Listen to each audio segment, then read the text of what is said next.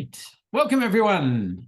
So my name's Ken Beer. For those I don't know, I'll introduce myself in a little bit and we'll introduce Loretta as well.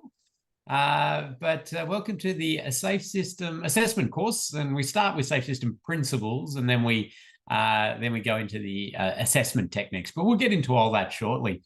I want to kick things off by acknowledging the traditional custodians of the many varied lands that we're running this training on. And we've got participants from certainly across Australia, but also New Zealand and where else? Got somewhere over in the Middle East, I believe. Dubai, yeah, in Dubai as well. Yes, my old friend Faisal from Dubai. So welcome, everyone. And you'll notice you're in the webinar version of Zoom, so you can't actually talk to us, but we'll explain how you interact. And there is lots of opportunity for interaction.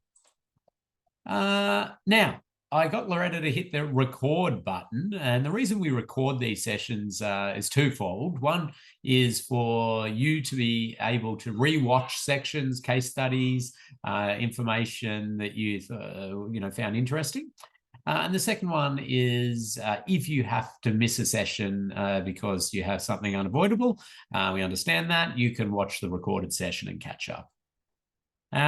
You'll see there I've also popped a content warning on there. So we look at some road crash scenes to try to understand what went wrong, so what increased the likelihood of things happening, the severity of the incident and the like. But if that's something that could disturb you, I just wanted to flag that now. This is nothing overly graphic. We're just trying to understand a little bit more about road crashes. Now, we have the fantastic Loretta from the training team at Safe System Solutions. Maybe, Loretta, you can introduce yourself and then tell people a little bit how to interact in these online webinar-style Zoom sessions. Yeah, will do. Thank you. Well, my name's Loretta Irado. I work in the training team. So training coordinator, you would have received all the emails from me to get you here today. So thank you for coming.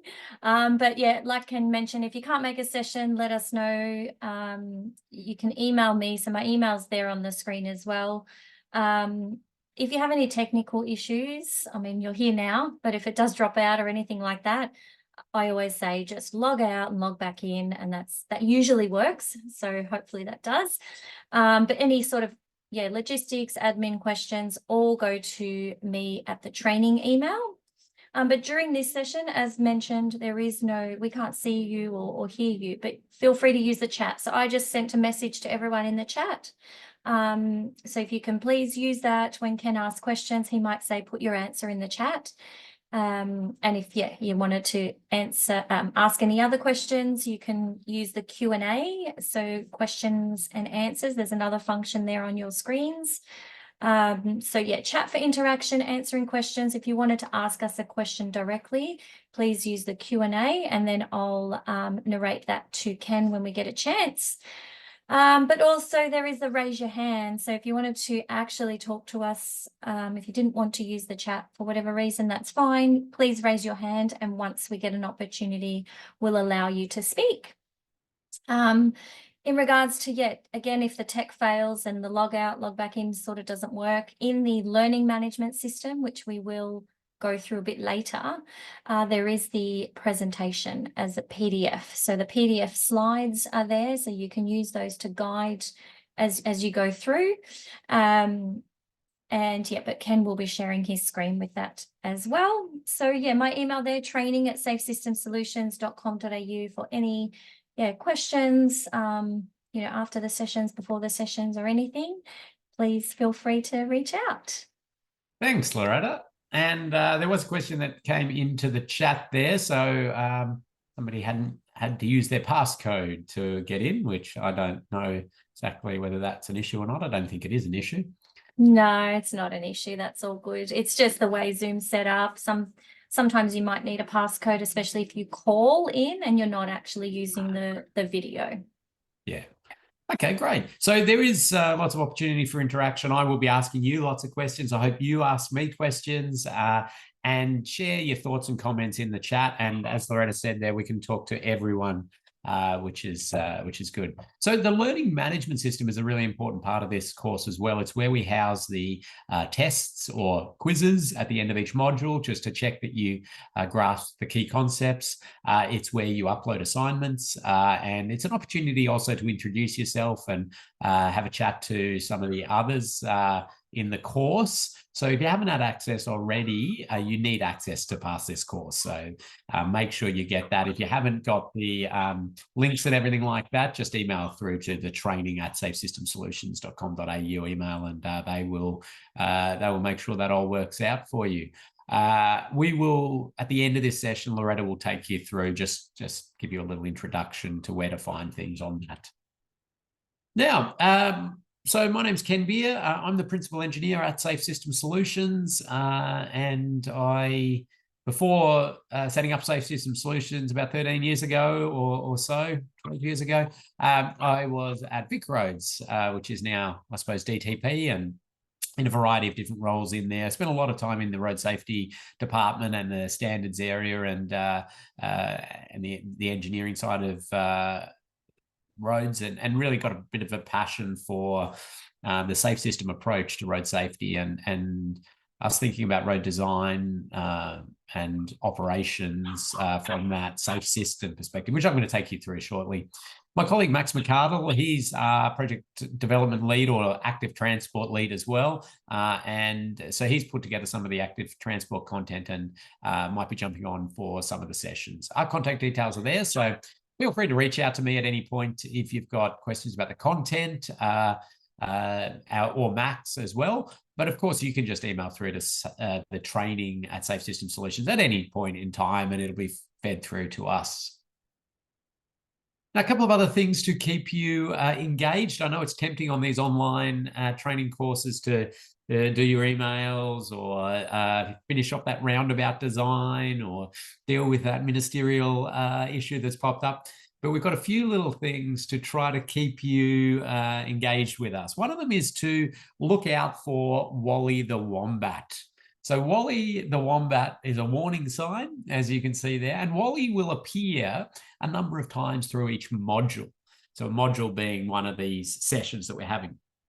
And at the end of the module, you have a quiz, and one of the quiz questions will be, how many times did Wally appear?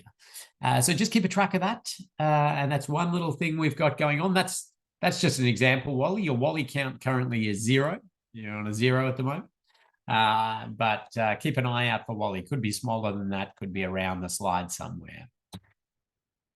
Another one is that I will give out prizes, and Loretta is there. It looks like you're in the prize pit, are you, Loretta? I am, and these are the sorts of prizes that everyone can win. A little plush toy, send through the post. No, just kidding. But yeah, as Ken mentioned, if you're answering questions, asking great questions, I will keep a tally in the background, keep track of who wins a prize, and we will send it to you once the course finishes and you've completed everything successfully. We will post them out to you. So I might point out, if your name isn't listed, I guess I can see someone sort of with numbers, etc. Just if you can rename yourself so I know who you are, and that way I send prizes to the right person. But also we'll be doing some trivia. So for the upcoming sessions, we'll start off with some trivia questions where you get an opportunity to win prizes just with some general trivia. So get in early. You know, if you get there early, we'll ask those questions before we actually kick off. So yeah, that's a little one to incentivize people to log in a little early before the session actually starts. So we'll give out some prizes with some trivia. Now I see a hands up there from Matt. I will see if Matt accidentally has hit that hand up or actually wants to say something. You can pop your questions in the chat, of course. It looks like the hand's down now. And yes, it looks like we've got a one of the users with just a number there, so a prisoner number or something like that. Okay, so prizes available, and there's Faisal's popped the hand up as well, saying hello. People getting comfortable with that. Okay, a couple of competency benchmarks. We require you to to attend 4 of the 5 live webinars. We would like you to attend all 5. We understand that you may have to miss one. You've got to view, obviously, that one you missed. If for some reason you can't make more than one session, just get in contact with Loretta or the training team and have that discussion.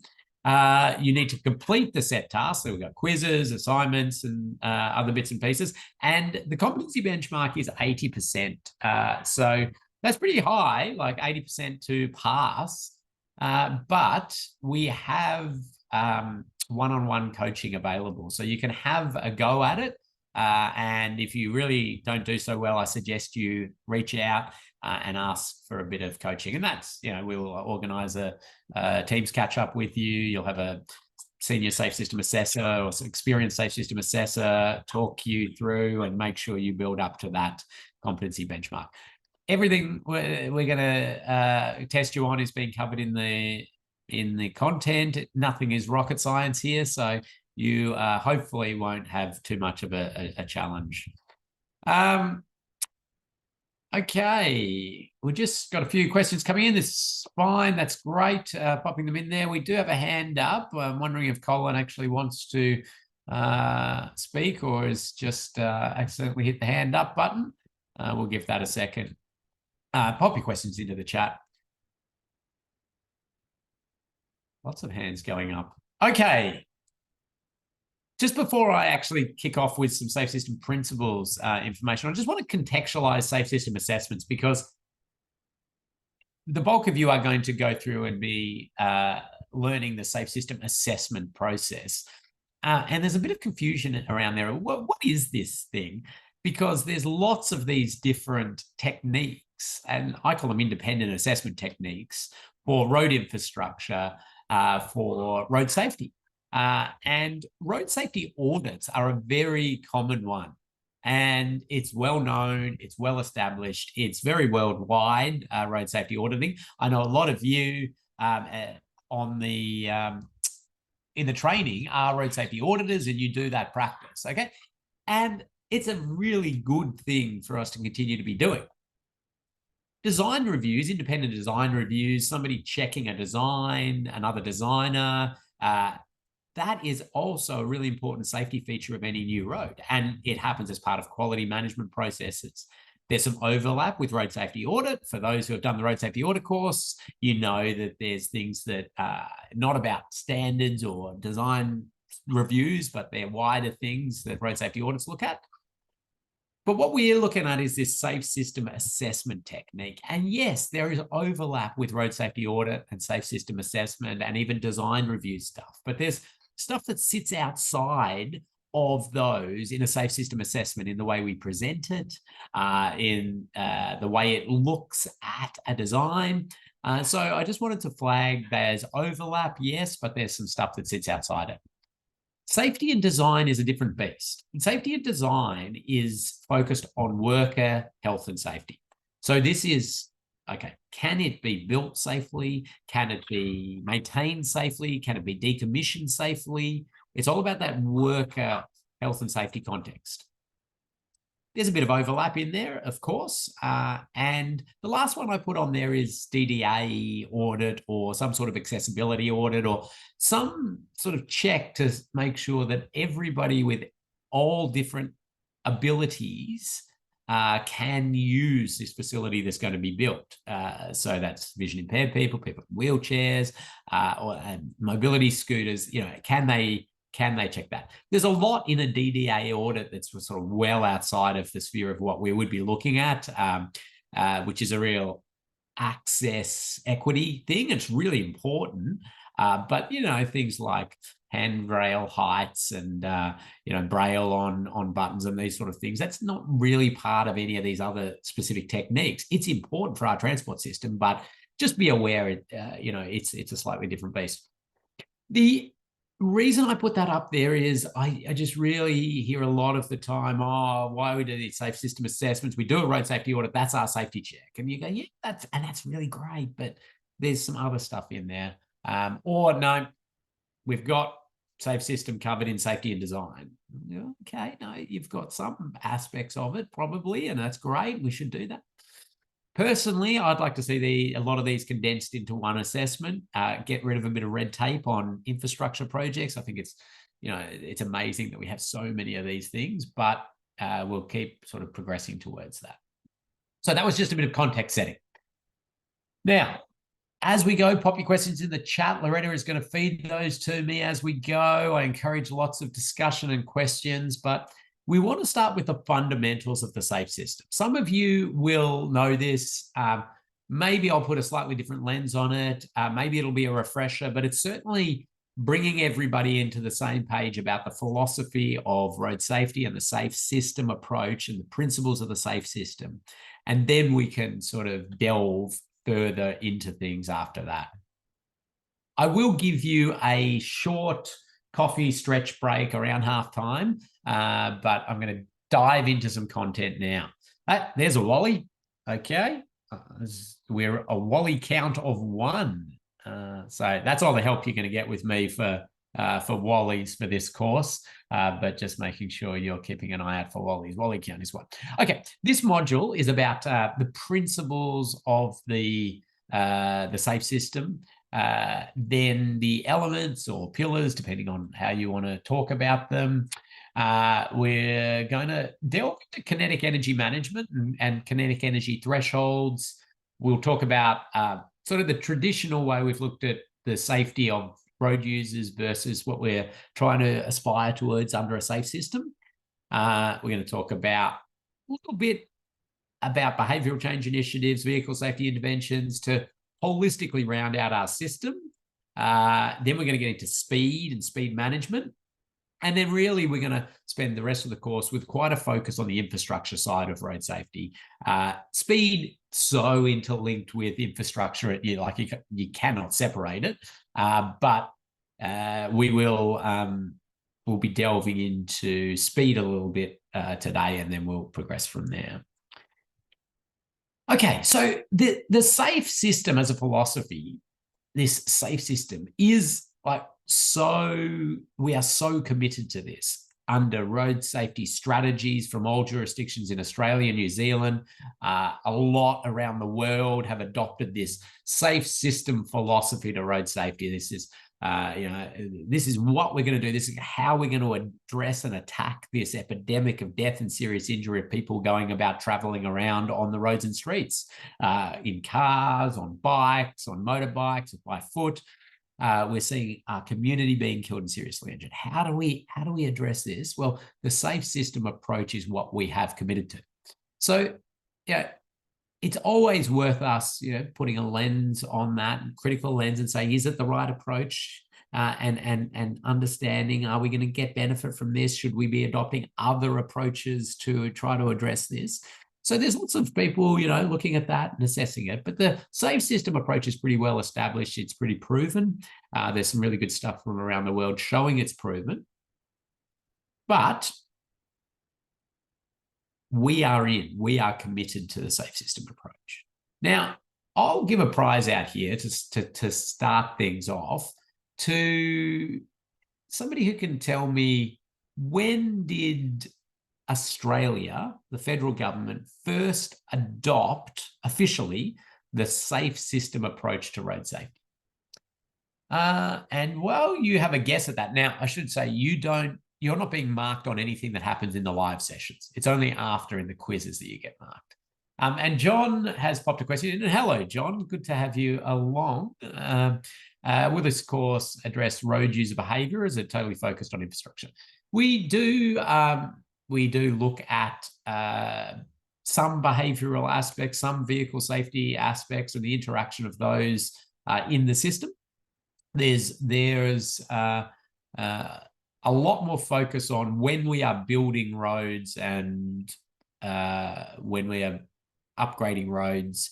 Are we looking at that through a SAFE system lens on the decisions being made around the design, the operation of the infrastructure? So that's the heavy focus of SAFE system assessing. But it is a holistic system, and there are lots of other elements to that, the behaviour and the like. So we'll give a bit of information about that.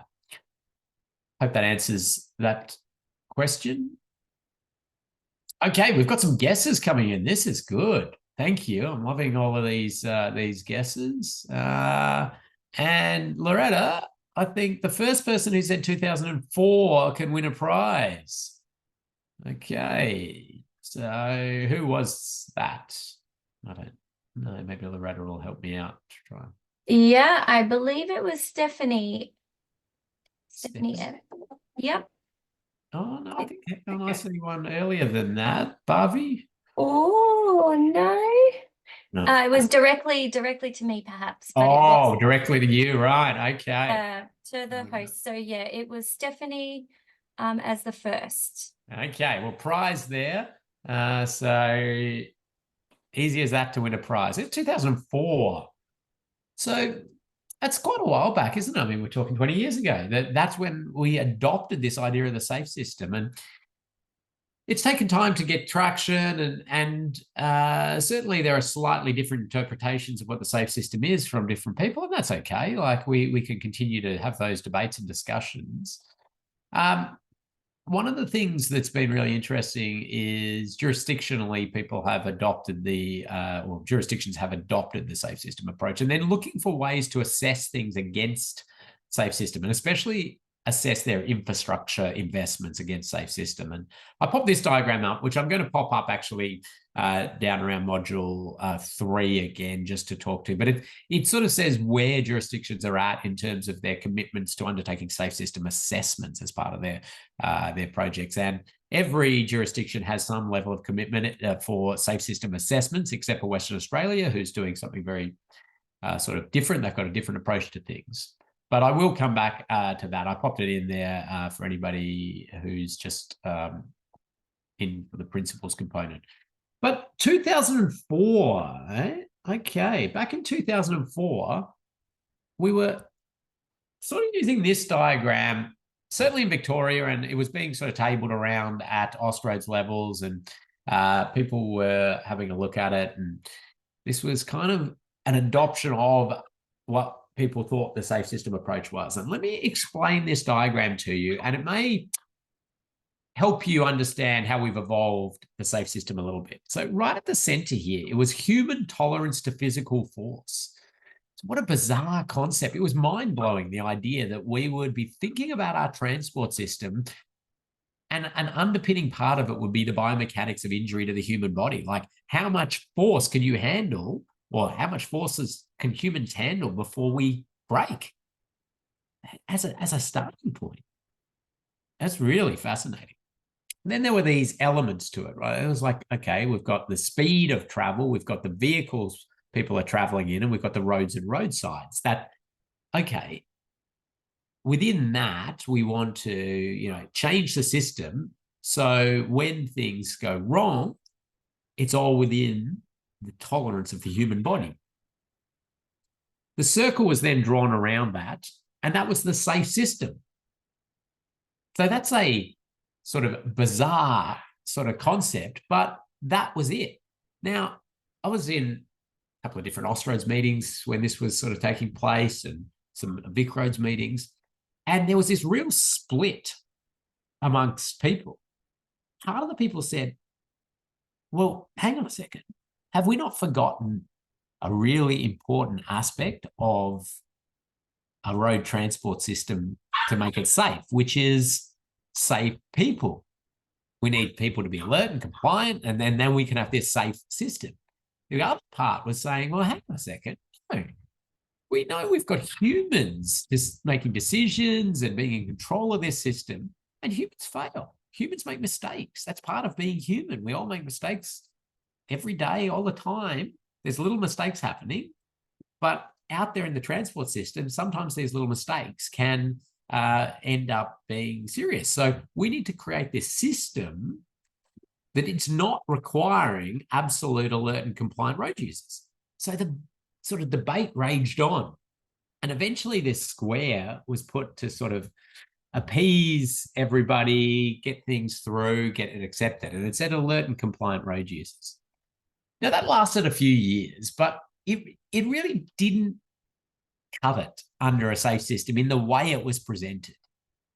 Now, I've done hundreds of fatal crash and serious injury crash is sort of in-depth investigations in my time.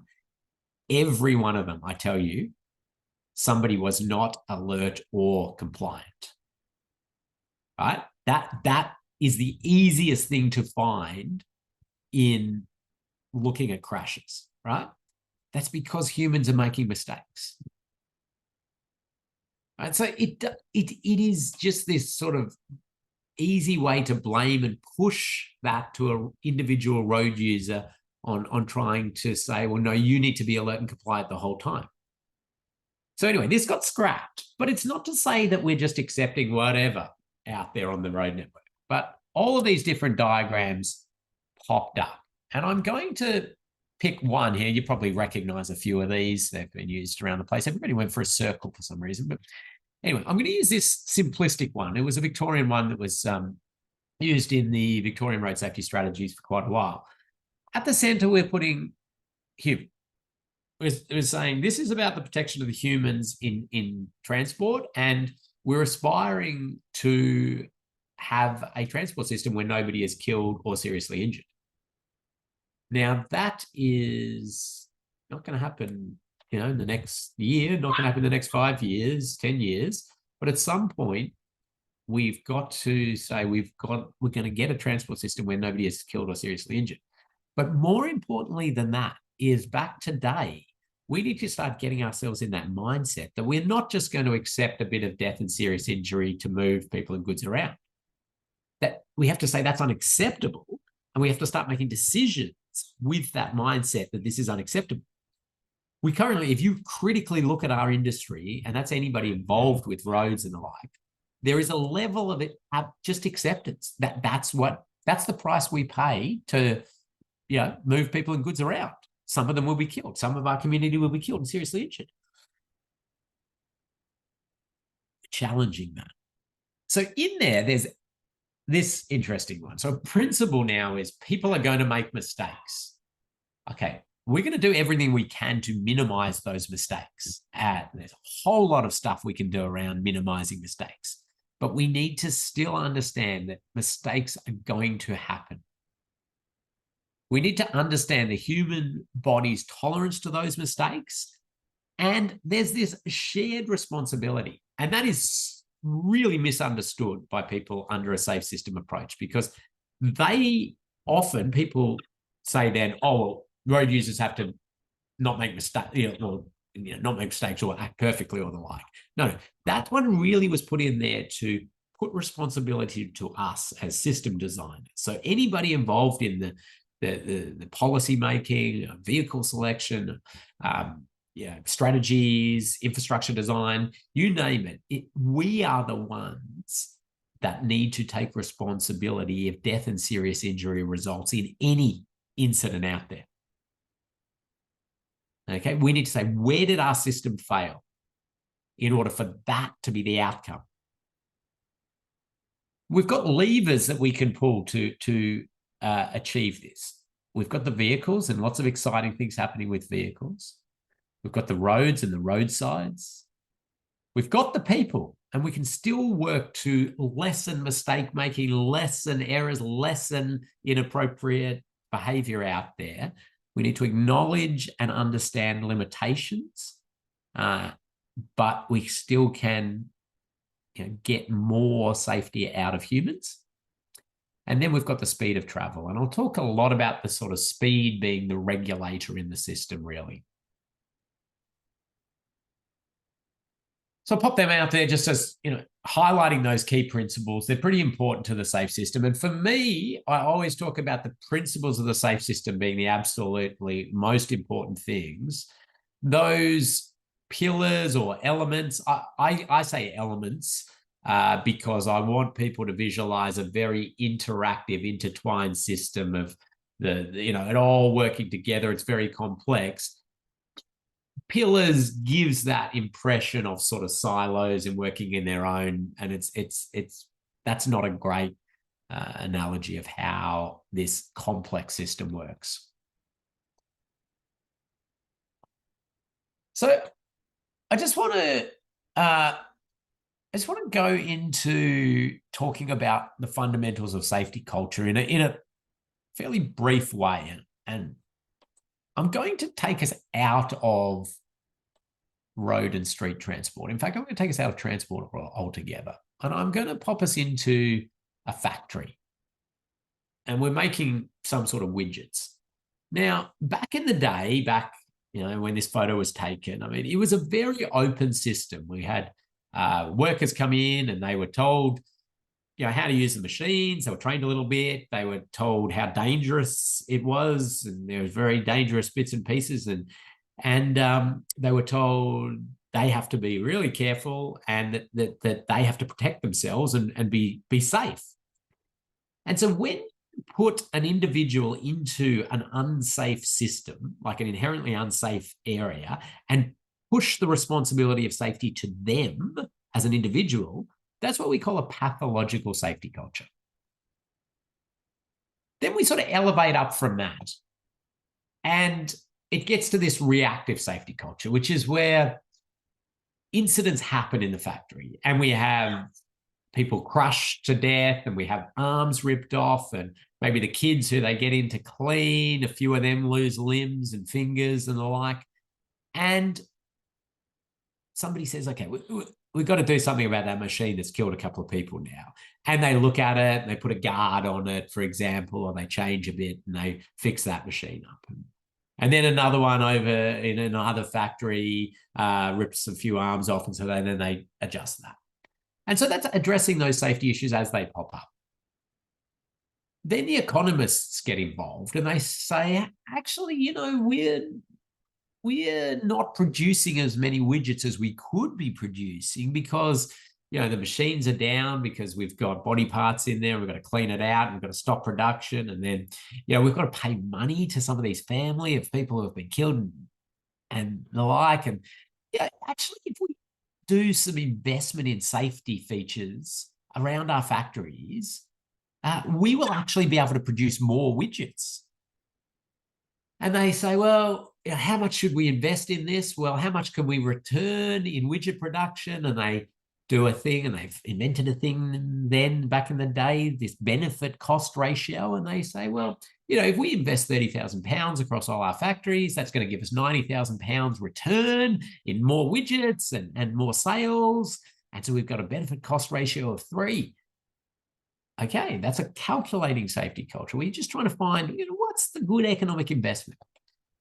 But where we elevate to, and what we're talking about as a safe system, is that you set a very high level of safety and you produce widgets within that envelope of safety.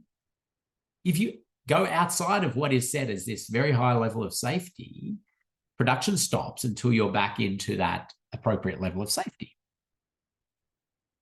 And you need to then invest heavily in the maintenance of that safety culture. So you need to, yes, the equipment, maintenance of the equipment and the like, but also the culture and ensuring that remains high.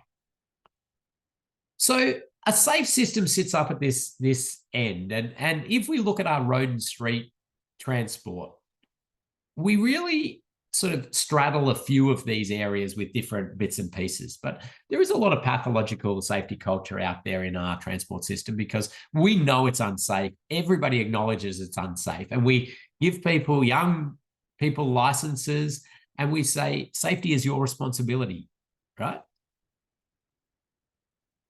We do a lot of reaction when we have a spot of crashes and deaths and the like. We look at, well, what can we change here? There's transport economists love a BCR in roads, road investments and safety investments. But there are elements of proactivity and safe system and then we're getting more and more of them, and it's good.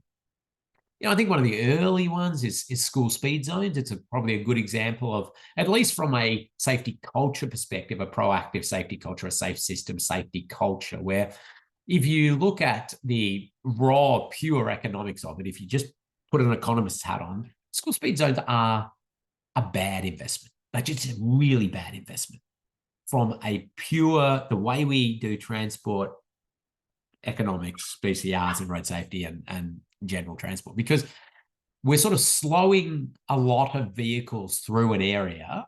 And if you add up all those little tiny bits of time that we've taken off them and multiply that by the productivity of an Australian, which I think is about $88 an hour, they could be paying taxes and making money and doing sort of things. Then you add, the infrastructure you need to put in there, the signs and all those bits and pieces. You get this sort of sum of cost. And then you got to look at the benefit. And, the economists then put a dollar value on a child. And they say, how many of those are we going to save? Right, we're not going to save enough. There's not enough death and serious injury of kids. So it's a bad investment. But, to say we don't have enough kids killed in order to do safety intervention is so grotesque, and it's just unacceptable. For us to say, no, we are going to protect kids, and people are going to have to go a little bit slower through these areas. That is proactive safety culture. That is sort of safe system safety culture. Now, kids, of course, play this special role in, of course, society, and protection of kids is like, we don't compromise on that, or we don't take big compromises on that. But anyway, we're trying to aspire to get up here with this proactive safe system thinking. I'll be with you in a second, Loretta. This proactive safety culture for everybody traveling out there. Okay, what do we got here, Loretta? Oh, I was just going to say there was a little bit of background noise, but I think it might have cleared now. That was all I was going to say. Okay. But there was a little comment from John, which is great. If safety set the condition for mobility, we wouldn't have introduced e-scooters. Yeah, and well, it's an interesting one from John there, and John, I'm sure, has done lots of good research in these areas and knows a lot there. It's interesting, though, that Sandeep's also then put motorcycles. Like, it blows my mind the scrutiny we have on e-scooters and the absolute acceptance we have for motorcycles, where if you just do a pure risk profile, now I'm not saying e-scooters are the safest things we've got, and they've got certainly some challenges, but motorcycles are just incredibly risky in our system. And, we have an very open access for these highly risky devices. Now, I'm a licensed motorcycle rider, and I'm going to talk to you about motorcycle safety interventions and things we can do. But just at why are we, focusing so much attention on e-scooters? Because they're new, because they're because they are impacting on specific vulnerable road users, elderly, pedestrians, but at a quantum of death and serious injury and a risk profile, motorcycles just in a whole league of their own compared to other forms of transport. But we'll get into that a bit.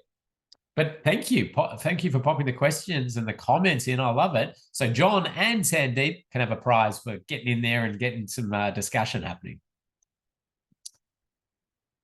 And let's get to you having a little bit of thinking here. Now, this is a not marked quiz, but it'll hopefully pop up on your screen. Some firewalls block it. I think Transport for New South Wales has a particular firewall that says we won't be letting these pop-up Zoom quizzes pop up, but some of you might see it on your screen now. It's a few questions just to talk about some of the things, or solidify some of the things we've talked about in the first question. The second one we haven't talked about, but have a guess at it. The second one around Usain Bolt speed. So I'll give you a second to do that.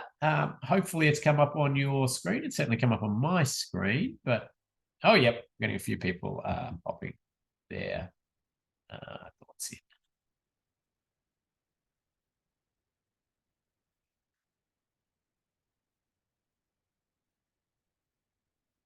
Now, remember, you're not marked on this, so don't get too concerned. Just popping it in, clicking on the poll, a little bit more interaction. And I'm going to give it 5 more seconds. 5, 4, 3, 2, 1. And let's end that poll. Thank you. We had a good number of you get in there, and we almost had everyone on the correct one. So aiming for no mistakes on the roads is not really what we are aspiring to under a safe system because of it being void of reality. Okay, we are absolutely going to do a huge amount, everything we can to minimize, but we acknowledge that mistakes are still going to happen. So think about it as minimize and manage. Yes, in a safe system, we're still going to do things to try to, educate, enforce, inform, get better behavior, understand human factors. Yeah, really get into that. But we still need to acknowledge that mistakes are going to happen, incidents are going to happen, and our system needs to manage that so it doesn't result in death or serious injury. Maybe a little bit of a minor bingle here and there where people walk away or only have a little minor bruise. But that's our aim. Minimize and manage. Usain Bolt. Why am I asking Matt in a safe system assessment course or a safe system course? What speed did Usain Bolt cross the finish line? So he's running down there. And actually, most of you are onto this, 44 kilometers per hour. Maybe some of you are doing a little bit of maths there with 10 seconds, 100 meters a second, convert to kilometers per hour. You had to allow for him accelerating up as well. So 44 was the speed crossing the finish line. Now let's stop that. I'm going to stop that. And so what I want you to imagine now is that we park a car. Let's go with like a Toyota Hilux at the end of Usain Bolt's lane. He comes running down there at 44 kilometers an hour and bang, hits that. Will he survive?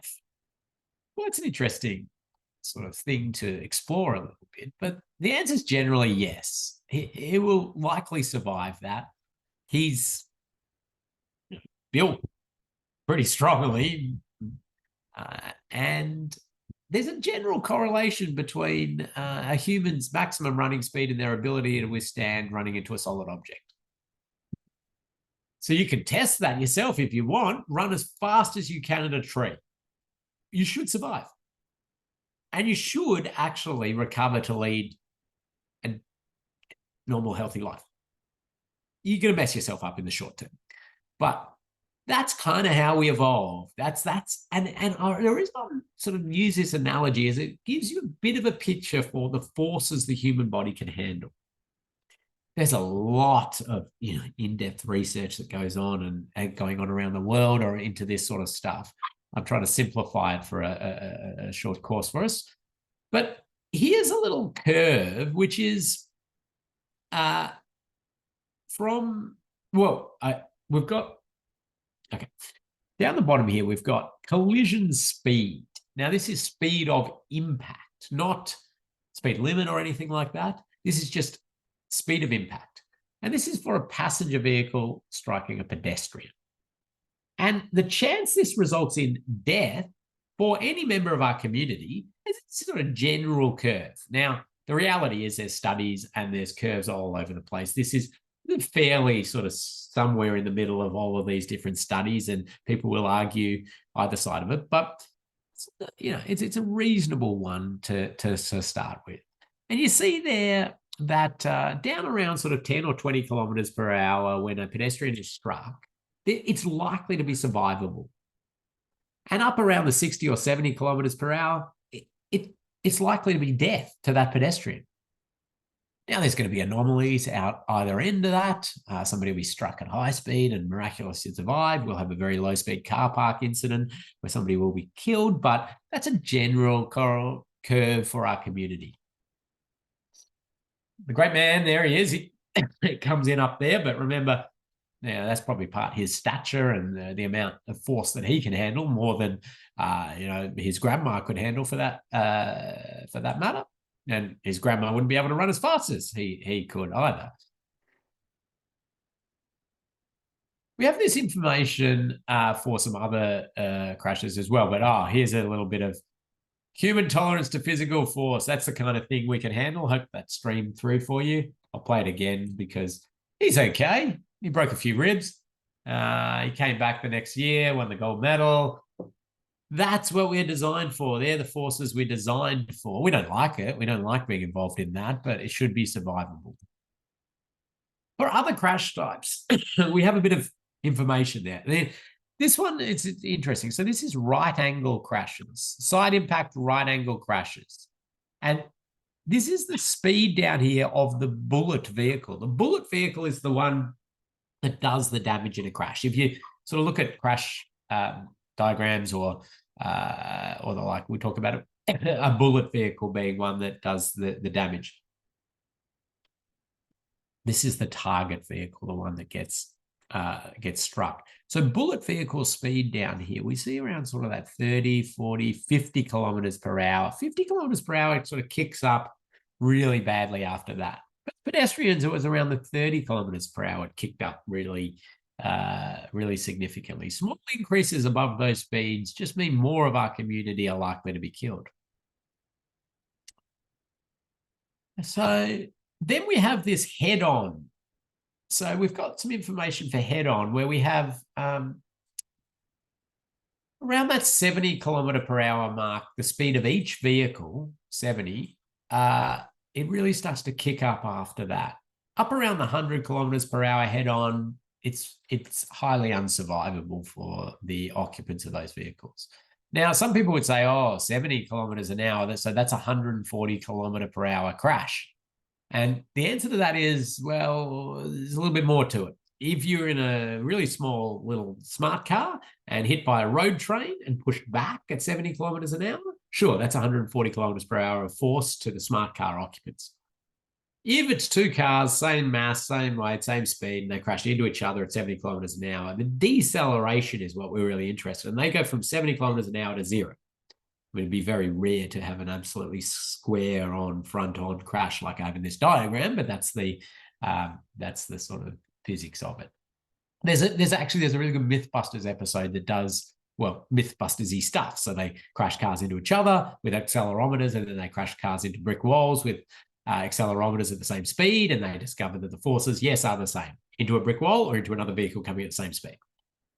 Now, throughout this course, you can download the PDFs from the learning management system, and you can click on these little buttons, which will give you some more information on some of these slides, and you can delve into that a little bit more. We will also, put some other resources into the learning management system. I can probably put a link to that Mythbusters episode so you can watch Mythbusters on work time. That's always fun. And others may want to put resources in who have some in-depth research on this. And it looks like Sarah's put in some information around the kilojoules that the human body can handle. And there's a really interesting diagram and may have come from that Monash Uni study that has been used in some reports around the world, linking it all to the kilojoules associated with these crash types. So that's wonderful. Thanks, Ken. We've got a couple of questions that have come in. Great. The first one is there a list somewhere of the various research papers that form this averaging data, or where best to find these research papers? Yeah, so, well, one of the interesting ones, and I thought they did it really well, was actually in the Australian federal government road safety strategy, where they showed that, and this is probably because a lot of people, well, some people, especially in the research world, are questioning these diagrams. And that's fair enough. We need to always constantly be looking at them and saying, are we up to date and the like? But then you start to go, wow, okay, we're getting these are questioned from all sorts of spots. And we see some have pushed it to the left and some have pushed it to the right and some have changed the shape of it. And you see them all lined up. So in the federal government road safety strategy, they sort of do a bit of that and show some curves. And they've actually slightly tweaked off these curves that I'm showing. But yeah, at a practitioner level, a lot of the time are we talking about 30 kilometers an hour it really kicks up? Or are we talking about 33? Or are we talking about 27? I mean, doesn't matter that much. It's generally within that. Yes, I think some people really need to get very confident with all of this. But for every study that says it should go to the left, I can find a study that says it should go to the further to the right. And yeah, it's there's quite a lot there. So have a look at that as a starting point. And I'm sure some other people in this session, we've got some really experienced practitioners and researchers in this. They'll be able to point you at some others as well.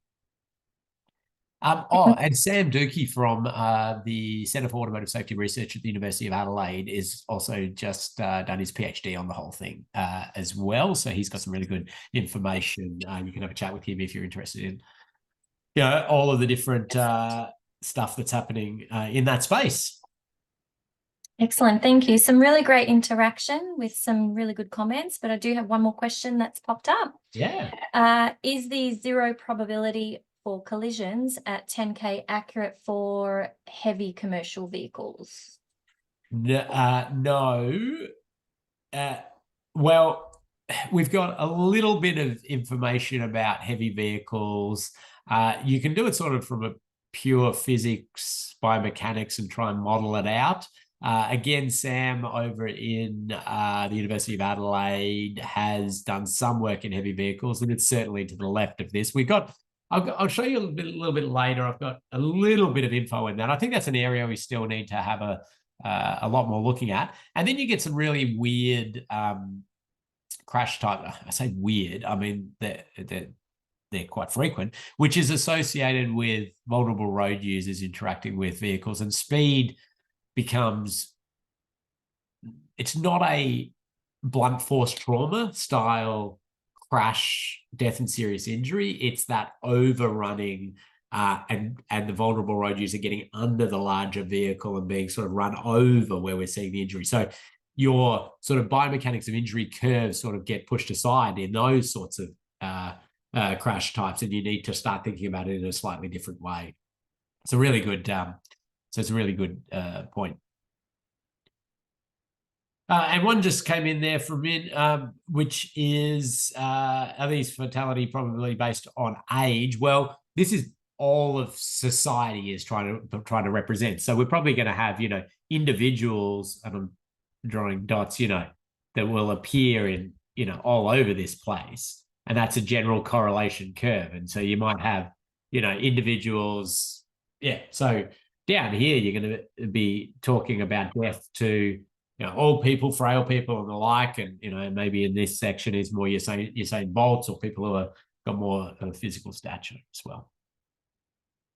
But it's sort of generally, we get general ideas. You can't be super precise on any of this because it'll be varied depending on who's involved in it, their physical stature, their health at the time, the specifics of what they hit, how they hit it, the specifics of the frontal design of the vehicle and the occupant protection, and then, just the absolute luck of exactly where they hit their head or the like, and how they hit their head on the ground and what they hit. It's a huge amount of variables. We're talking trying to get some general correlation and curve around this.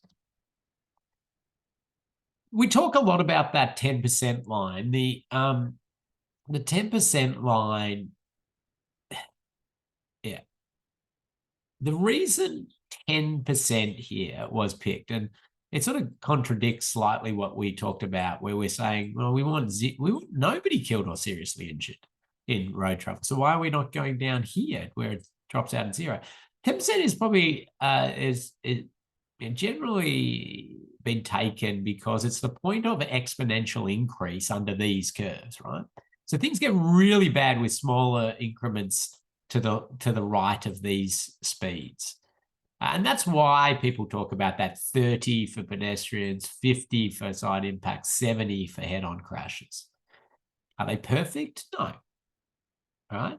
There's also some discussion around all of the other elements of the system. And if we could have the vehicles looking to try to bring things down to around these 10%, if we could have lots of work happening around improving people safety and all of those things, that we can bring them down, and like we can start to see that we can hopefully bring things down very close to 0. Now, I've been working on an Austroads project with a few colleagues from overseas, Ewan Strandroth, Jess Strong, around modelling death and serious injury under different scenarios and different system layouts. And yeah, there's a lot of discussion around 0, 20, 50, which is an aspiration or a strategy or a commitment, I should say. I shouldn't say aspiration, it's commitment by a lot of jurisdictions. Well, I can tell you under our current political, our current policies, our current strategies, and our current investment, we will not get there. We need to change the way we do things. We tell you the truth, we don't even know how we would get there by 2050. So we can certainly get close. We don't know how we would get to it, but it doesn't mean we should just abandon the whole idea. We really need to progress things on. I'm happy to chat one-on-one with anybody about the depths of that, because there's a huge amount of complex stuff associated with that that work. But there's this sort of stuff factors in to understand crashes that happen out there. Are they going to be survivable, and under what vehicle of the future, and what road environment of the future, and what speed of the future is that survivable? Now, this one's trying to give us a little bit more information. And again, there's a bit of, it's even written there, you need some professional judgment, and there's lots of bits and pieces. But you can see there that pedestrians and heavy vehicles are sort of sitting very low. And spoiler alert here, later on in this course, for those who are doing the assessment part, these numbers are going to be you're going to try and put a number to how bad we think that the crash will be under different scenarios. Pedestrians and heavy vehicles are bad at fairly low speeds, but, head-on, car versus car is probably one of our more survivable ones, due to all of that frontal energy absorbing characteristics of vehicles, with crumple zones, airbags, seatbelts, all working on that frontal crash impact.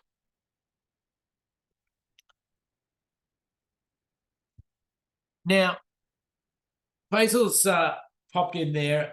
Why have we not got rear end in there? Rear end was included in the federal government strategy.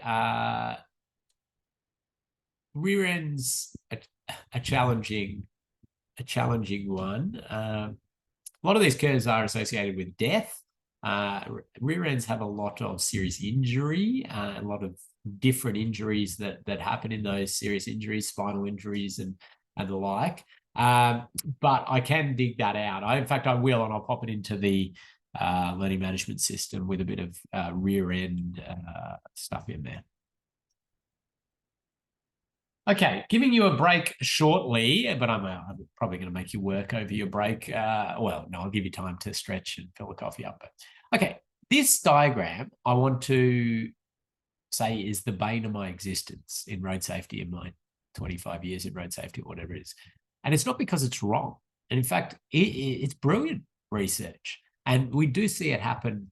The people are doing this research sort of quite often. This one was taken from Kimbler. But what it is it's really crash causation studies. And they look in depth into, let's have a look at these crashes. And this one happened to be all drivers. Like, we're looking at drivers crashing. What is the cause? What is the sort of root cause of these crashes? And it's driver error is dominant. 90 to 95% of crash causation is a human error.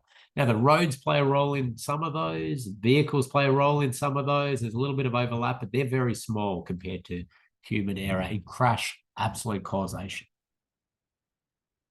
The reason I say this is the bane of my existence of a diagram, it's not because it's wrong, it's because of how people use it. It gets into the hands of people new to road safety, and they go, oh, we know what the biggest problem here is. Well, we're going to put all our effort into changing humans. Now, that is very, very hard to do. Yes, we can still do more and we continue to work on it, but gee, it is super hard to change humans. And when you do, another human comes into the system and you got to work on it, and they just keep coming in. The way we need to look at this is instead to say, this is a system failure. Okay, something has gone wrong.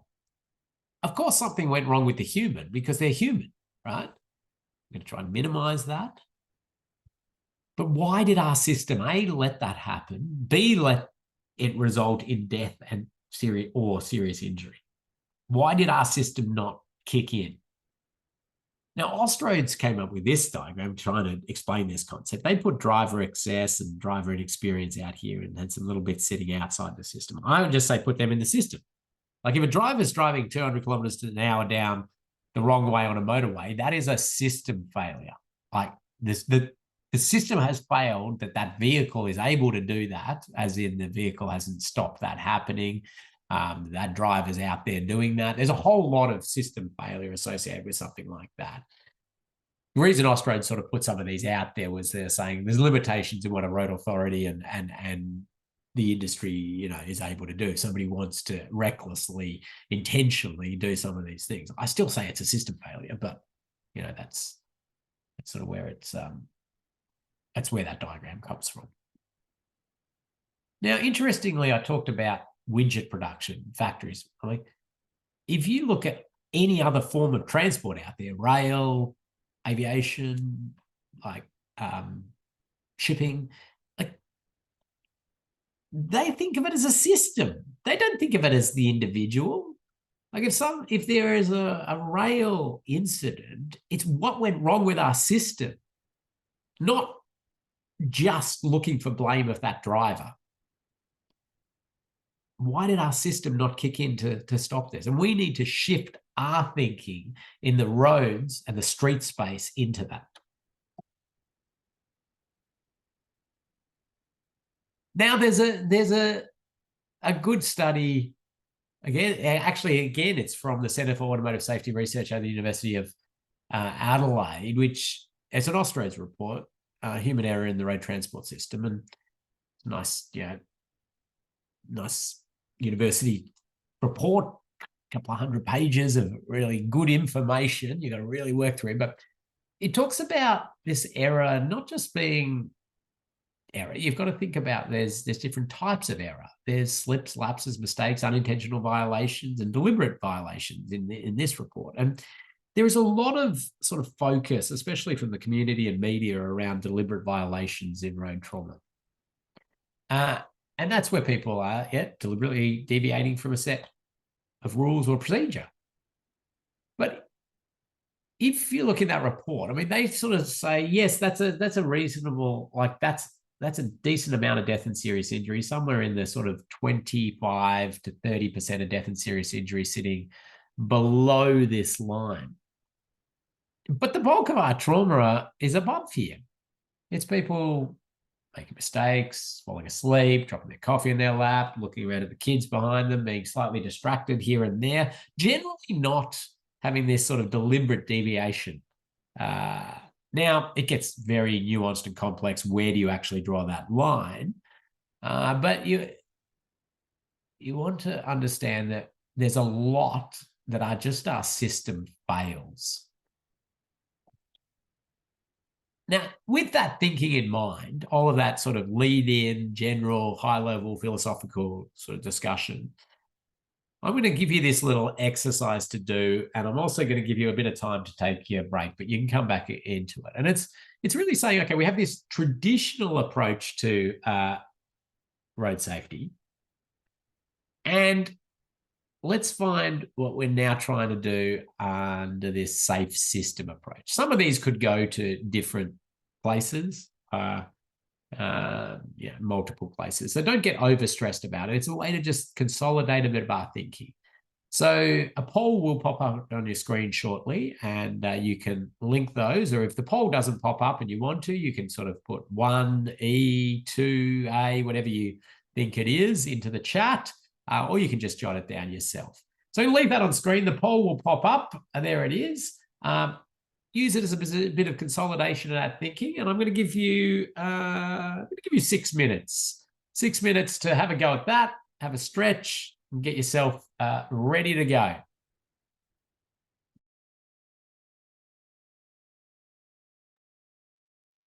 Okay, looks like a lot of people have been pondering that and consolidating their thinking. And as I say, a couple of these could go probably to a couple of places. So let's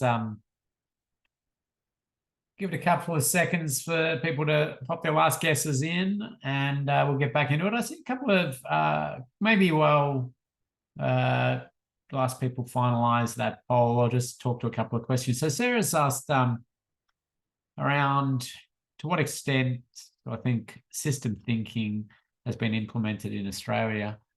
It's an interesting question, and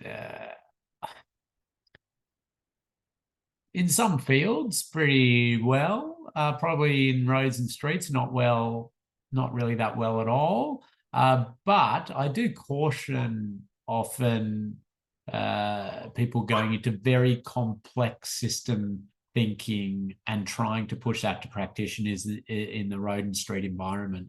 I think it's important that some people, a small handful of people, do a lot of very intense system thinking around road and streets and safety and the like, and that sets sort of high level policy and strategies. But there is a little bit of a tendency in our industry and some people really pushing for highly complex system thinking to be integral to all these practitioners in the road and street environment. And to me, that's unrealistic at one level and unrequired at another, because there are some really well established, fairly simple techniques and decisions to be made, especially around road infrastructure, that don't need that level of system thinking to be able to make things highly or a huge amount safer. Anyway, that's just a little bit of a comment there. And then there's a question around safe system assessments and funding allocation. And that's probably one for us to talk about in the final module here. Yes, I mean, there is a huge funding gap in what we would like to do, and how do we strategize that out and play it out under programs and the like. And there's a bit of work to do around ways to do that. So I'll come back to that later on.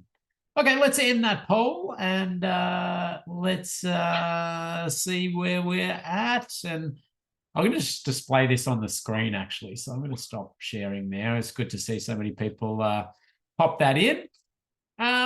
So we're really trying to get away from that victim blaming. I mean, you can strip things back into different ways of looking at it, but it is victim blaming where we really intensely try to find the single fault of an individual and then attribute the whole responsibility of that incident to them. Again, I'm not condoning different behaviors out there. I'm just saying that our system has seriously failed, with that error resulted in death or serious injury. We need to recognize human error, try to minimize its consequence, and understand that shared responsibility. So there was heavy focus on education and compliance. It will continue as an important element of the system, but we want to think about a forgiving system as a whole. Crash reduction, enhanced focus on the consequence, especially severe injury minimization. Yeah, we want to stop crashes happening, but we want to manage those that still happen. So this idea of these pillars operating, no, it's an optimized joint interaction, and it's quite complex. Mobility safety balance, just trying to find exactly the right amount of our community to kill and seriously injure to continue to move things around at high speeds. Well, we say, no, we need a transport system to move people and goods. It needs to be this safe, and we'll do it within that envelope. That's the way we need to start looking at it. And I do like this kind of old statement from Ian Cameron, who's a Western Australian.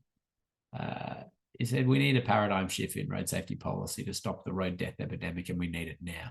It is unrealistic to expect that education and enforcement alone will bring the needed step change. Even road users who know and follow the rules make mistakes. A safe system creates an environment in which a simple mistake will no longer kill people, or could say kill and seriously injure people. I think that's a nice way to put it. But let's have a look at a little bit of road network, and we'll have a little bit of discussion around this. I want to talk about this central barrier system in a narrow flushed median. So I've got, a little bit of infrastructure focus here, but the job was a challenge, and I see Caroline there's recognised it's a SRIP job, or a Safe System Road Infrastructure Program job. It was a challenge to get this through and approved, and it used to be a 100-kilometre-per-hour road divided by a white line, or two white lines, and this was proposed, this barrier system. Maybe in the chat, let's do it as a little bit of an opportunity to give away some prizes and to get your feel. What were the big challenges you think that this team had to overcome in terms of the design, the planning, the approvals, and everything of this project? I'll show you another bit of the road, actually. There's another bit of it. What do you think were some of them? Just type them in the chat.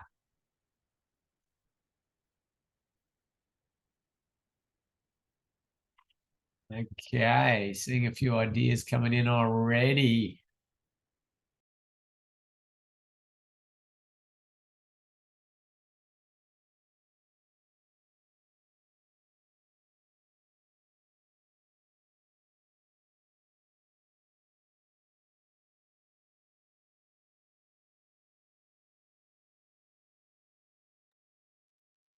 Okay, wow. I'll give away a few prizes here, but I think a lot of these people have tried to put a central barrier system in a narrow flush median by the look of it.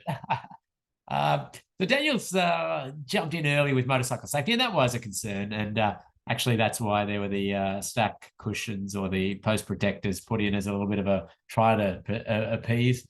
So prize there for Daniel. Sarah's also got quickly in there with motorcycles, but also like emergency services access, getting across and the like. So prize for Sarah.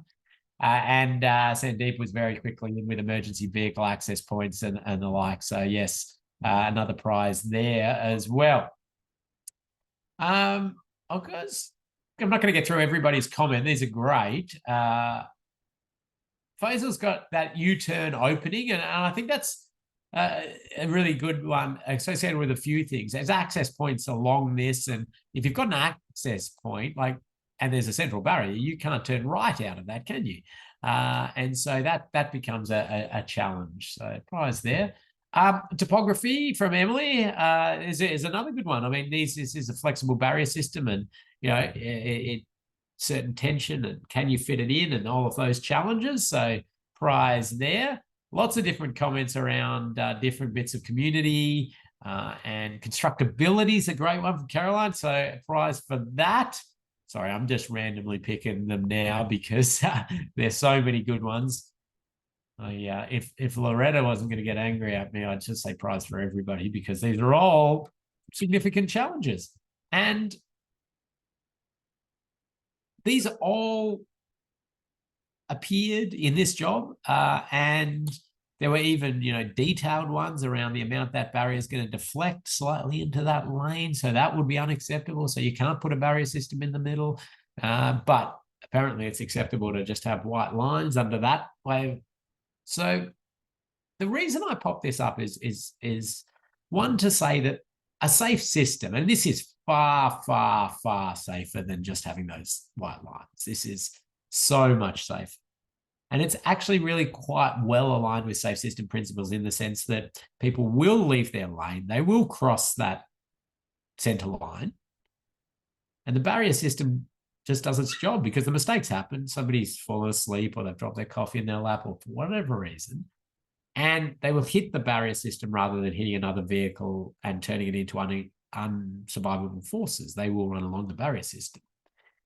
Okay, and it's a good example of where the in-depth sort of crash causation has kind of been taken away. Like, you don't need to be concerned about why they've left their lane, of the tens of thousands, hundreds of thousands of reasons why they've left their lane, because the barrier system just does its job. Okay, we still want to actually try and stop people leaving their lane, but there's other things that can be worked on there. But it's a great example of where infrastructure can kick in to address the system and make that system safe. The other one is, though, that a safe system assessment is a powerful tool in these types of jobs. And back when this was happening, the region didn't have safe system assessments available to them. They had road safety audits available to them. And road safety audits were undertaken on this job. And what did the road safety audits come up with? Well, a lot of the things that you're coming up with as reasons, plus some other detailed things. And that report, that road safety audit report, can look like this is a very high-risk job.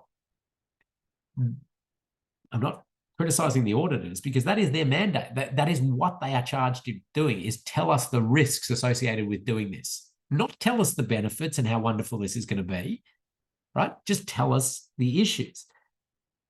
It can be very scary for an approver or the like, or somebody making decisions around this, to go with this.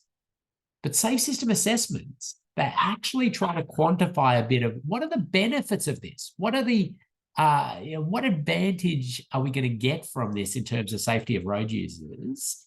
Okay, and then let's look at the details of some of the things that we could do a little bit better probably, or we need to adjust for or adapt. Okay, so other questions coming in. Why is there no side barriers on this project? And yes, so not perfect. There's some bits of side barriers, and we'll get into some of that discussion a little bit later on, where we really delve into the infrastructure and mid-block, what is full mid-block safe system alignment and the like. So I'll hold that for a little bit. Okay, now Loretta, anything I've sort of missed in there? There's been a few things popping up as I go. No questions, but good interaction in there. So thank you. Great. Well, of course, that one got hit, and it's been hit a few times as the central barrier system jobs. Of course, they're going to get hit as challenges. Oh, I'm not sure if anybody put in there. Oh, maintenance was put in there. Maintenance concerns from the maintenance crews about, we're going to have to fix these barrier systems, and if there's a pothole, how do we, contraflow vehicles and all of those sorts of things to work through. But there was when that was struck. One of the times, and there was a phone call into the region, and the person who received that call was sort of smart enough to talk to their comms team, because the person said, I think that barrier probably saved my life. And they made a little video out of it, which we'll put in the learning management system, which I think is a great example of sort of safe system in action. Okay, I've just wanted to now touch a little bit on road users, and I've given this sort of lead in to say we're trying to be more understanding of human failure and the fact that humans make mistakes, and we really need to start designing for that rather than thinking we can absolutely eliminate that. But there is a lot that can be done to try to get people to be a bit safer out there.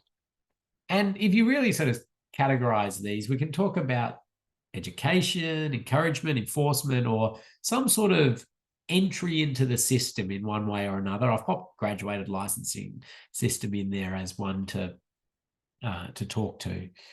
But if we run through this, of course, education and educating young humans is really effective in terms of them taking on the messages, and it plays an important role.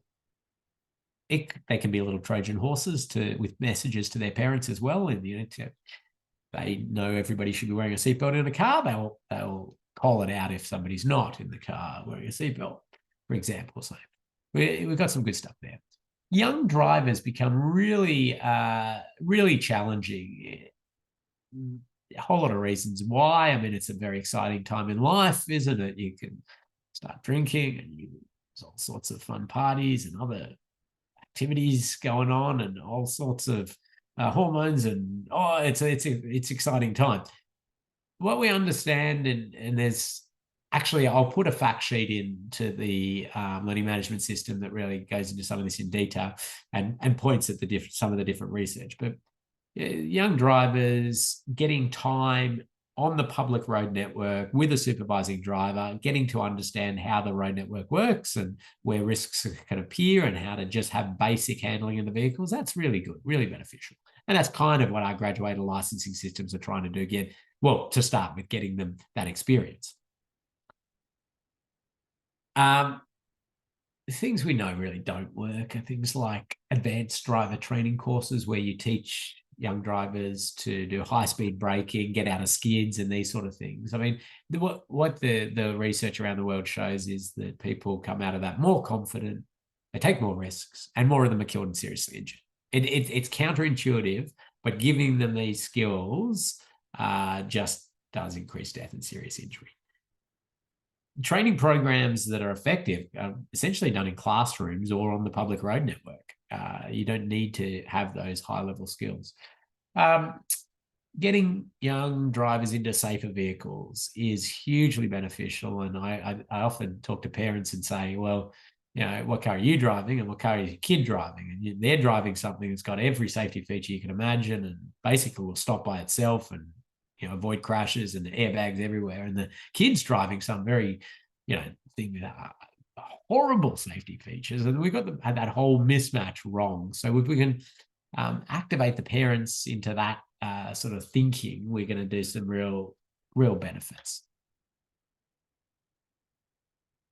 The other really interesting thing to think about, and this is sort of partly education, but also partly behavioral change initiatives, is that talking to an individual about their risk is somewhat meaningless. Well, to a degree. I use this wonderful little TAC ad because here you can see they've got the driver, they're texting, and they're not saying, hey, if you text, you will be killed or seriously injured. No, they're saying if you text and drive, your kids are going to text and drive. Now, that's a far better lever in getting them to act.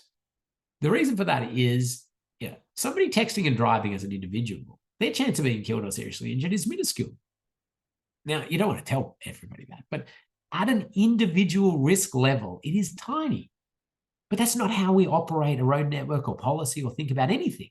We think about it at the collective level. You have to add up all those risks of the individuals texting and look at this massive impact on society of people texting and driving. But too often in our industry, people try to talk to the individual like they are a collective. Like, if you text and drive, you will be killed or seriously injured. They won't. Like, odds on they won't. And every time they do it, it reinforces these people. What are they talking about? I only do it when it's safe and I'm doing it safely. So we need to adjust the way we talk about it. This plays home, well, for me in the work I've done over a long period of time, the most in speed limits and speed management. I just see people coming out and saying, we're reducing the speed on this road for your safety. And people just go berserk. I've been driving this road for 40 years and I've never had an incident. Oh, there's people who don't know how to drive. And well, the reality is for that individual, the odds of them being killed or seriously injured at 100 kilometers an hour is very small. At 80 kilometers an hour is also very small. It's a tiny little bit smaller, but we need to do the collective again, the collective risk.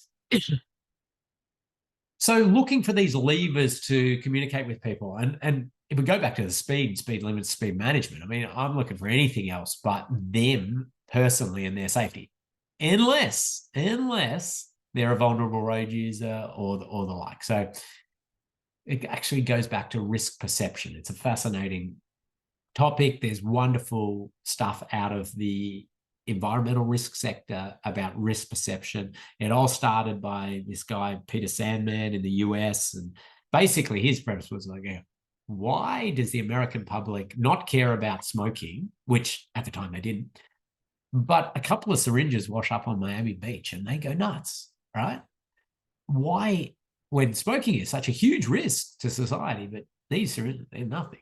But it's about understanding the perception. So how does the community actually see a risk? And we need to be better at understanding that in order to get some of our policies through.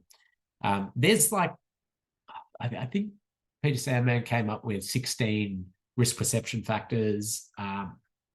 And when you think about them in road safety sense, they're really, really powerful. Like control is a big one. So yeah, if the driver, and you talk to drivers and they will accept far higher risk because they're in control. And you can tell, like you can do your own experiment, drive a road, then sit in the passenger seat and get someone else to drive the same road at the same speed. I mean, you feel the risk more. That's risk, the risk perception. Vulnerability is another one. Like if you're the vulnerable person, the rider, the pedestrian, and your acceptance of risk is way less than to the driver. They're not the vulnerable one. So vulnerability, what else we got? Distribution in time and space is a big one. So if all road crashes happened in the one spot at the one time each year or something like that, we would approach it differently. From being familiar with the risk is a big one. We saw that with COVID, didn't we? The risk perception was wildly different because it was unfamiliar risk and the like. Yeah, I mean, there's more. Anyway, I'm slightly off on a tangent. I think it's a fascinating topic and needs to be better understood as we deploy policy initiatives. Okay, things that work. A whole school approach to road safety, getting that education through their entire education is good. Combining with other partner activities, so if we can have the police enforcement of speed and associated then with education around that. Members of the community are heavily motivated to reduce road trauma. Often comes from a tragic place. Sort of our industry role is to guide them to evidence-based things and ensure that they're investing their time and their money into things that actually are going to work, because there are some really counterintuitive ones. I talked about those advanced driver training courses, which actually increase death and serious injury, but it's also things like taking kids to the emergency ward or the morgue and telling them, if you don't drive safely, that's what's going to happen to you. That just does not work. There's good evidence around that, good research around that. And it says that, again, counterintuitive, you'd think that would work. But yeah, it does. Interestingly, it affects the safest people who then recoil from basically car travel. And the most at-risk ones are the ones you're kind of almost targeting, put walls up to this whole messaging and diminish it and the like. Anyway. Graduated licensing works really well in terms of identifying that there's risks that lessen over time with experience, with basically sometimes just growing older and getting a bit, just a bit more mature. And you can put restrictions in place as you ease that out. Targeting especially motivated groups. I mean, parents, there's no more motivated group out there. And we really need to activate that and put things in the right lens. I'll talk about action programs in a minute. What doesn't work? What doesn't work based on the evidence and the research? Fear tactics is an interesting one. It doesn't change behavior. Again, it can change the behavior of the safest people that there are. I think fear tactics still play a role, but the role is not to change individuals' behavior. It's actually to set a platform for legislative change. So to a degree, scaring the hell out of the public to then put laws in place is not a bad approach, because they understand a bit more about why these are happening. But if you are just trying to scare people into driving safer, it's not going to work. Skill-based driver training, I've talked about, doesn't work. Now, I should clarify skill-based driver training. I mean, anything at high speed skill. You need basic skills of control of the vehicle and the like. One-off events. Now, there's nothing that I'm aware of in the driver simulation space. I do sort of say I haven't done a lot of recent work to try and find if there's anything that's well researched and there's good evidence around a driver simulator actually improving road safety. I'm welcome to anybody who can point me at anything like that. I did ask TAC whether they'd done anything. They say there's nothing at this stage, but open to be changed there. car racing and go-karting clubs, they're kind of the same as that skill-based driver training. People get more confident, they take more risks, they're showing off their skills, and it's resulting in death and serious injury. Just informing people of the number of people killed on a road or the risks on a road doesn't seem to change the driving behavior, the riding behavior, the walking behavior, or the like. So again, I would link that a little bit to, as I talked about, setting a platform for legislative change. You need to sort of have the information there to justify that change. Now, this diagram's shown a lot, and it's about graduated licensing systems and why you would put more restrictions on certain different ones. But learner drivers, so this is in, well, this is a Victorian diagram, but there's very few learner drivers killed or seriously injured. And as soon as they're out there driving by themselves, the risk or the number of killed and seriously injured skyrockets, and it goes down. So that's why, putting restrictions here and trying to manage risk is super important. You keep doing it and you can ease it off a little bit. But I often use this diagram for a different purpose. And it correlates reasonably when you do it by vehicle kilometers traveled, not quite as accentuated, but there's almost no safer driver than somebody who's out there on their first week driving on the public road network in terms of crashes, deaths, and serious injuries. Even down, 8 years experience and the like. Yeah, as I say, with vehicle kilometers traveled, it's a bit closer to each other. But if anybody tells you it's all about, if everybody had the skills of Michael Schumacher or Daniel Ricciardo or the like, and they knew how to drive and they had those skills, that's how we'd have a safe road network. Absolutely not. Like that is not the thing that's limiting our safety. It's the system around them and all sorts of other factors. Okay, ticking along well. Encouragement, I think, is an underutilized thing in road safety, and incentivizing people to drive safely in different ways shows promise, I think, and it's something I think we should lever more of. Essentially, in one way or another, paying them to drive safely. I think that's good, and also trying to activate that workplace health and safety. There's a lot of driving that happens in the workplace, and it's kind of ignored as a workplace health and safety thing. If we advertise a specific behavior is good, as opposed to just generally saying drive safely. I mean, a drive safely campaign is kind of pointless. You be specific on what does that mean? What is the behavior? Are you saying take a power nap every 2 hours, or you rest every 2 hours, or are you saying, what is it specifically? Really hard to understand the effectiveness of behavioral campaigns and the like. And most of the research and evaluations of those go into looking at what is the recall?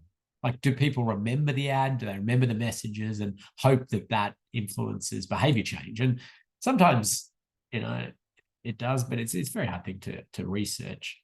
But comedy seems pretty effective in recall, at least. Does it change behavior? It's hard to tell. But we're really looking at, can we start to shift society's view on road trauma? And it's going to take a massive effort, because we've had so many years of just a particular view on death and serious injury on the road network. But we want to change it to that the system is deficient and we need to alter the system. And you see elements of that starting to appear, where we see this sort of other people make mistakes, as opposed to, slow down because your risk is high if you're driving fast. Well, it's other people are going to make mistakes. The TAC, popped out Graham. Some of you might have seen Graham, this scarily human-looking thing that is what you need to look like to survive the forces on the public road network. So it's trying to get people thinking about the forces, and interesting campaign. So enforcement plays this really important sort of underpinning or role, but yeah, even if we were able to enforce everything, we still got this massive residual of road trauma, as in get everything all happening within the rules and the like, because of those just human failures. But we need to be strategic in our enforcement efforts, think about where we're deploying resources and what particular things are being targeted, just mainly due to the high cost of undertaking these activities. There's two sort of areas within enforcement. We have specific deterrence and general deterrence. So specific deterrence is, I mean, in theory, like if you've been caught and fined for doing something, you won't do it again. That's the theory. General deterrence is more that you could be caught and will keep things in check. And visual presence is quite effective in terms of general deterrence, and there's some good studies around the halo effect and how after people see a police officer or the like, there's a sort of halo of better behavior, and then it sort of diminishes off after that. But you know, enforcement's one where you can leave a fairly immediate reductions in trauma by heavy enforcement. It doesn't rectify your sort of system deficiencies over the long term, but it is something that can get us some immediate change if we have heavy enforcement. Enforcement technology has some real, you know, we've seen it over a long period of time. Red light cameras, speed cameras, and things playing that really important role in keeping that both specific and general deterrence happening. Point-to-point speed cameras, those sorts of things are wonderful in the sense that you can get that enforcement, that halo effect over a long period. So that's taking a photo of a number plate at one point and then down the road taking another photo of a number plate and averaging the time and the distance.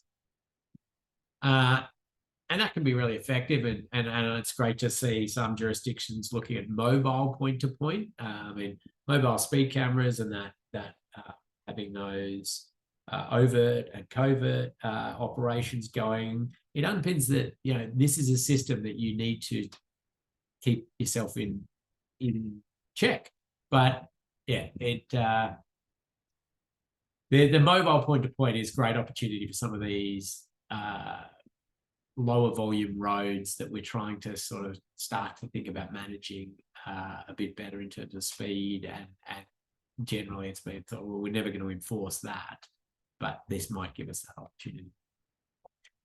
But the real big opportunities I see and is within the vehicle, and understanding with vehicles connectivity these days and the technology, there's so much that can be done if there's political will. I mean, alcohol interlock's a great enforcement technique, in my opinion, and a sort of socially responsible way of undertaking some of these. Like if you have a recidivist drink driver, somebody who just can't stop themselves, to give them like huge penalties, fines, take their car, crush their car, whatever it is, you kind of spiral their life further out of control. Often that means they can't get to a job, they can't go pick the kids up, they can't, yeah, there's all sorts of things they can't then do.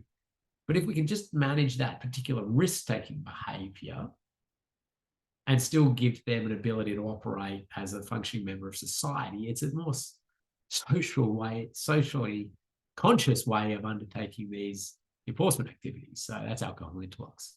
But we can do the same for speed, and it just doesn't seem to quite yet be the political will to do that. And this is a display of Ford's MyKey system, which is where you give your kids one particular key and the car then limits itself on speed and traction control stays on, and you can make the stereo go only to a certain volume, and yeah, so it can control things within check, and the parents then have unlimited ability to do that. But yeah, again, like this is my Vic Roads car, like what is it, 15 years ago at least. And we were trialing some of these intelligent speed assist devices, which told you this is the speed zone you're in. It would beep if you go over the speed zone, and get back to the office. We could download a report where you went over the speed limit. Like, our ability to do enforcement within the vehicles and speed has been there a long, long time.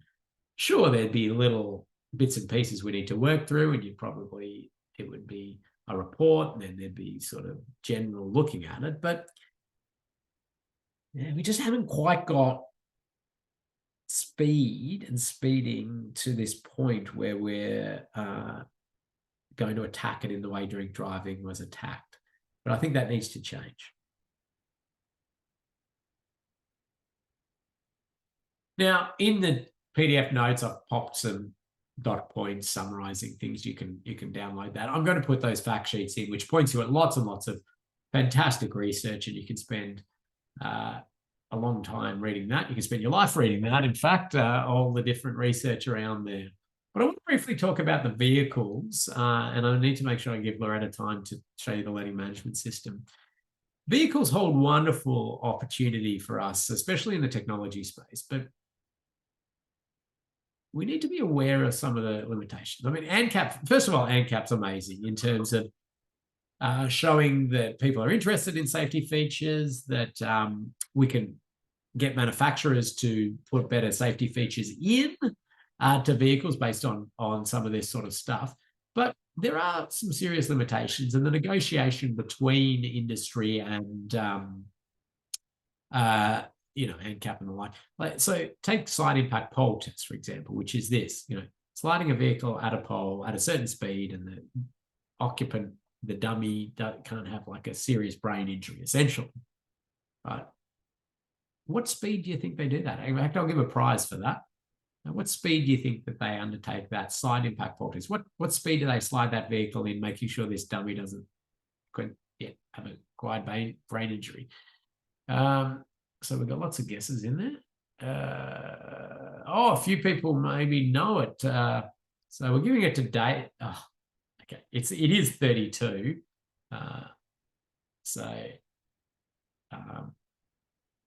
Lickman, you are correct. I was going to give it to David, who said 30. It went up from 29 kilometers an hour to 32 kilometers an hour recently. Okay, that just shows you the limitation of energy absorption for the side of a vehicle with a pole. So 5-star vehicle can't guarantee anything above 32 kilometers an hour. Some of them will probably do better than that, but it's pretty scary, isn't it?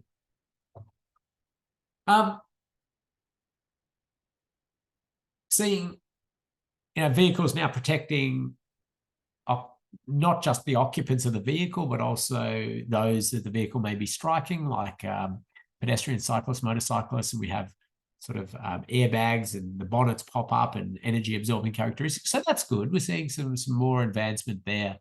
But really, like, when do we get to this point where we don't have the human making decisions? Now, we've sort of probably started to progress into that a significant way where, we've still got steering wheels and we've still got pedals and things, but the vehicles are doing a lot, aren't they? They're deciding to brake if they need to, or pull you back into the lane. So we're seeing these levels of autonomy come through, which is exciting and going to help us out a lot. We know that, here's good examples of vehicles braking by themselves when pedestrians pop out, and there we go, lost a leg. But that's actually, kind of a success, because that vehicle did brake, slowed down, it hit at very low speed, and it did it on its own decision. And so we will not only see less crashes, but we will see less force in some of these crashes, which is really going to help us when we see these different speed force curves come into play. So very briefly, as an introduction here to speed, and a reminder for some of you, there's not a linear relationship between travel speed and impact speed. So to illustrate that, if a vehicle's traveling along 60 kilometers per hour and somebody stepped out at 45 meters away, the driver needs to react, and then they need to start braking, and they will just touch. If you go up 10 kilometers an hour in speed, well, you should hit at 10, shouldn't you? No. You hit at 46 kilometers an hour. So that's showing it's not a linear relationship between travel speed and impact speed. Now, automated vehicles are going to be altering this, and there'll be exciting things happening and how that plays out.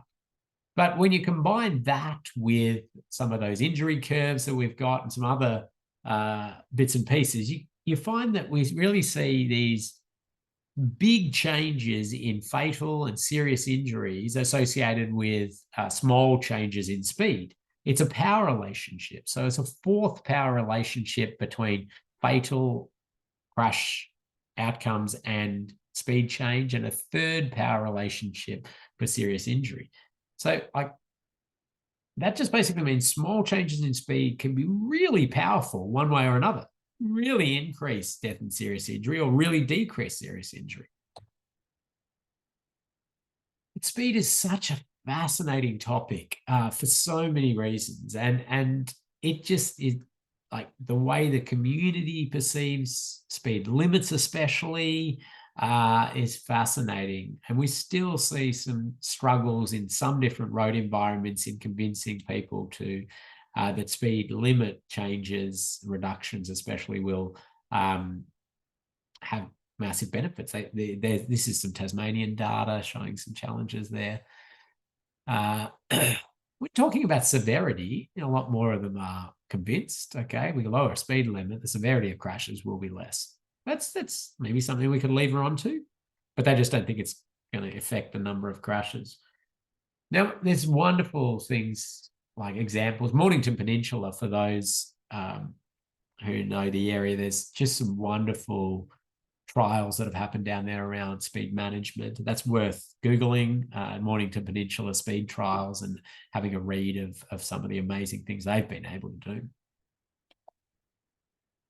I was updating the Austroads Guide to Road Safety Part 3, which is speed and speed management, not too long ago, and just doing some minor updates to it. But I did chuck in this diagram because I think it reinforces a really important aspect of speed and the way we need to think about speed, not just speed limits, but the management of speed all around, which is really to say that it's the big regulator.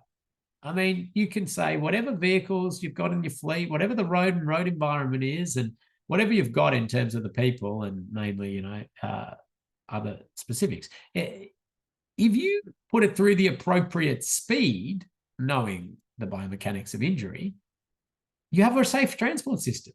Speed is that regulator.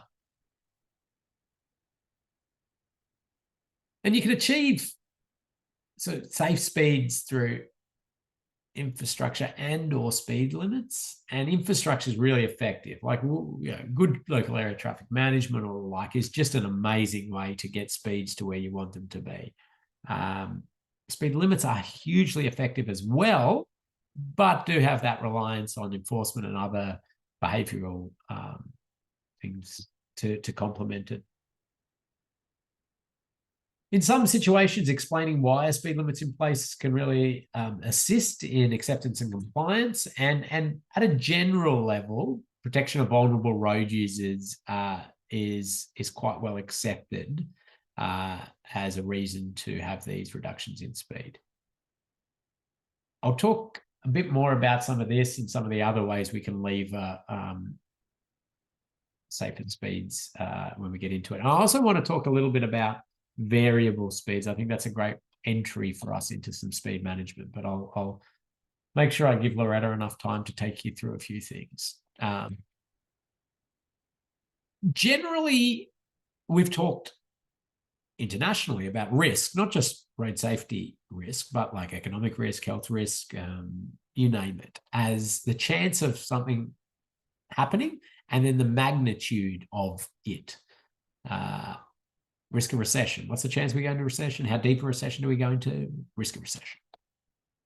We like to think a little bit about pulling the exposure to a risk out from likelihood. So we say, how many road users are exposed to this risk? What's the chance of it actually manifesting in the crash? Then how bad is it going to be? So we will spend a lot of time using this to try to unpack risk. And these diagrams are just to sort of show some examples to try and start you thinking around that. Like exposure, you can block off things. Like this is a level crossing that's been blocked off with a big mound of dirt. It's basically been closed the road, close the level crossing. No one is exposed to that risk. Or even separating vulnerable road users from vehicles. Well, they're not exposed to the vehicle crashes if they've got their own facility. Okay, they might be exposed to pedestrian to cyclist or pedestrian to e-scooter crashes. Yes, that's a one, but that vehicle one, there's no exposure. Likelihood, I mean, we've been doing a lot in the infrastructure space for a long time around reducing the likelihood of crashes.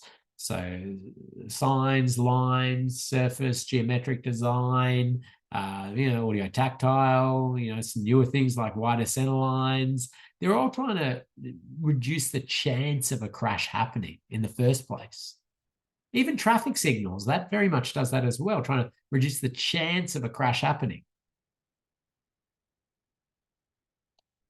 Severity, though, is about the crash is happening. How bad is it going to be? And really the metrics in there that you can work on, the levers we have are things around the speed, the angle, the vulnerability. So a vehicle going slower will pass less energy on and be less severe. Or if we can manage the energy in the crash with something like a barrier system. So they hit the barrier. Okay, that's still a crash, but it's been managed so they dissipate that energy over time, over a distance, and we bring it within tolerable limits. So that's where we're going to pick up next session. I'm just going to hand over to Loretta in the last couple of minutes to just point you in the learning management system as to where you can do your quiz. I'll have a quick read of any questions. Thank you. There is a lot of great information that's been shared with this group, so thank you. A couple of questions in there. If we don't get time today, that's fine. We can always pick it up in the next session. Can you see my screen there, Ken? Yep. Excellent. Thank you. Thanks. All right. So you would have all received an email with the website to get into the learning management system. So once you log in there, it takes you to the dashboard. You may have multiple courses if you've done a few with us, but the one for today, of course, is the Safe System Assessment course. So with this, on this page here, it kind of works down the page. So as the modules come up, you'll see them appear on the list. I know a few of you have already introduced yourselves on the welcome page, so thank you. So just to sort of quickly explain how to use it and then what you need to do for today's module. So the link to the webinar, if you do lose, your calendar invites or, the link to the Zoom, you can find it in here, as well as the course information. So in here, you'll find the agenda for both sections of this course. So there are a handful of you in the course that are doing the short course, which is the Safe System Principles. So you'll only do modules 1 to 3, whereas everyone else doing the full course will do modules 1 to 5 to do the full assessment. So keep that in mind. So introduction. So yeah, as I said, have a read through, introduce yourself to your fellow team members, because I know it is a webinar. So this is a good opportunity to sort of say hello to everyone. Ken mentioned, a lot of videos throughout. So this is a pre-course content video to watch, as well as in the resources, there are quite a few things to watch or read in here as well. So the reference documents, so a lot of the times the presenters will make, reference to certain documents, so you can find those in here. And then we move on to module 1. So those videos are in here again, and the Mythbusters video that Ken mentioned is there as well. So what you need to do, so the task, so there'll always be a little heading saying tasks of what you need to do for each module. So just for today, it is a quiz. So clicking on module 1 quiz and then clicking on attempt quiz and working through your answers. There's an admin question first and then following through. And once you finish that quiz, you finish the attempt there. So that's pretty much how the learning management system works. Once again, if you don't have a login, if you can't find the email, that's fine. Send me an email to training@safesystemsolutions.com.au and we'll get that all sorted for you. Ken, did you want me to add anything else there? No, we've ticked over time. So log in a couple of minutes early before next session for a chance to win a prize. I'll try to address some of the questions at the start of next session. Thanks. Bye. Excellent. Thanks, everyone. Bye.